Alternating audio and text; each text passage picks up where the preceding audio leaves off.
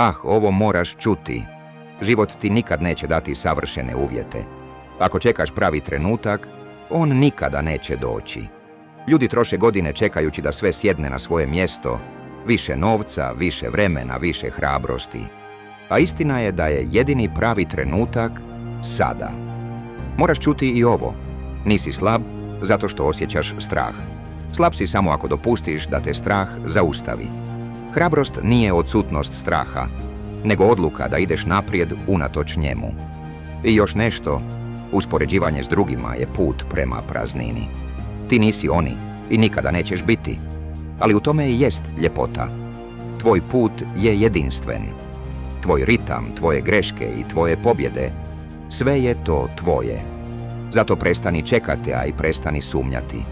Kreni sada s onim što imaš, jer baš ovaj trenutak može biti onaj koji ti mijenja život